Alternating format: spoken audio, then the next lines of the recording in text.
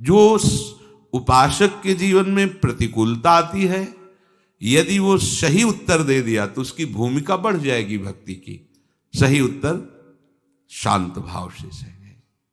भगवान आपका मंगल करें, आपकी बुद्धि शुद्ध करें, ऐसी सद्भावना, और चुपचाप सह गए तो आपकी भक्ति की भूमिका ऊपर उठेगी। आई हुई प्रतिकूलता को आपने प्रतिकूलता से उत्तर दे दिया तो आप आगे नहीं बढ़ पाएंगे भक्ति में। जब कोई भी प्रेम मार्ग में, ज्ञान मार्ग में, योग मार्ग में, किसी भी मार्ग में आगे बढ़ने का उत्साह रखता है तो माया भगवती उसके सामने साधन के प्रतिकूल रचना रचती हैं।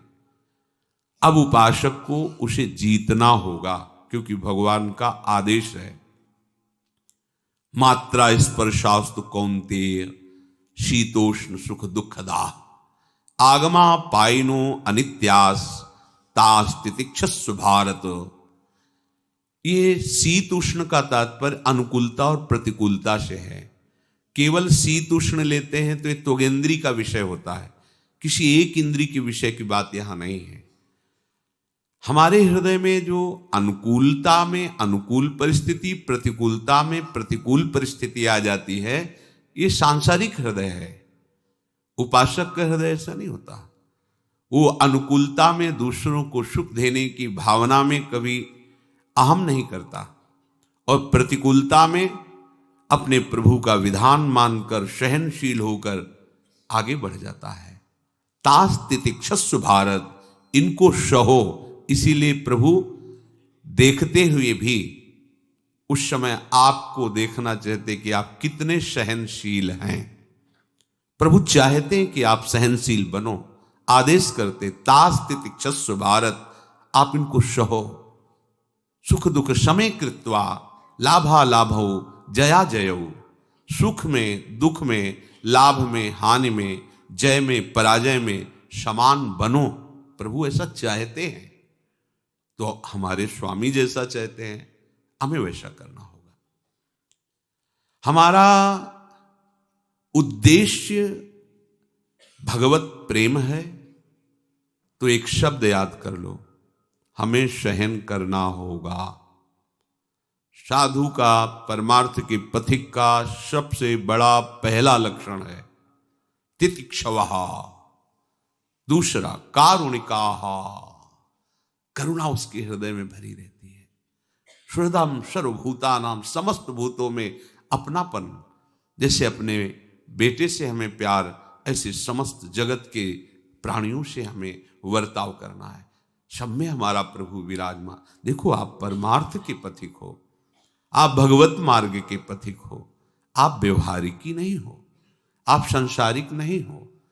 प्रभु ने आपको ये महान सौभाग्य दिया है कि अब आप भगवत गुणों को धारण करके भगवत धाम में प्रभु की समीप नित्य सेवा में पहुंचे। आप अपने थोड़े से अभिमान की पुष्टता के लिए कोई ऐसा आचरण न करें जिससे हमारे प्रभु को दुख पहुंचे। जब आप किसी भक्त को ठेस पहुंचाते हैं तो भक्त को पहुंची या नहीं पहुंची, लेकिन उनके स्वामी को जरूर पहुंचती है, क्योंकि बहुत प्यार करते हैं। साधु हृदयम मह्यम, उस साधु का हृदय क्या है? भगवान है। और आपने वहां पहुंचाई ठेस तो किसको पहुंची? प्रभु को पहुंची। तो अपने मालिक को दुख पहुंचाने वाला क्या सेवक कहा जाता है क्या? अपने प्रभु को ठेस पहुंचाने वाला क्या भक्त कहा जाता है क्या? इसीलिए भगवान की प्रसन्नता इसी में है। ये चराचर जगत भगवान का स्वरूप है। हमारे आचरण भगवद वाणी के अनुकूल होने चाहिए। अपने लोग कितना भी उपाय करें, ये मोह की, ये वासना की जंजीरें हम काटने में असमर्थ हैं। पक्की बात समझ लो। अगर कोई आज तक काट पाया है तो प्रभु के श्री चरणों के आश्रय से, भगवद आश्रय से। तावद रागा दयास्ते नास तावत कारागृहम गृहम तावन मोहोंग्र निगडो यावत कृष्ण न ते जना। हे कृष्ण, हे प्रभु, जब तक कोई तुम्हारा नहीं हो जाता तब तक ये राग द्वेष चोर उसके सारे सुकृतों को चुराते रहते, वो जान नहीं पाता। बहुत समझने की बात है। हम भजन करते हैं, हमारे अंदर भजन का प्रभाव क्यों नहीं प्रकट होता? क्योंकि ये चोर चुरा लेते हैं। राग में अनुकूलता, द्वेष में प्रतिकूलता, राग में स्तुति, द्वेष में निंदा, राग में सम्मान, द्वेष में अपमान, राग में हर्ष, द्वेष में शोक। मूल सबका ये राग द्वेष ही है। इसी राग द्वेष को त्याग कर तब तत्वबोध या भगवत प्रेम हम प्राप्त कर सकते हैं। पर हम राग द्वेष को बहुत सुरक्षित रख रहे हैं। ऐसा हमारे द्वारा जो परमार्थ की विरोधी वृत्ति का पोषण हो रहा है, इसे हमें ही त्यागना पड़ेगा। प्रभु ऐसा चाहते हैं, प्रभु ऐसा चाहते हैं। नहीं तो सामने अर्जुन जी हैं, अब क्या जरूरत है उनको उपदेश देने की?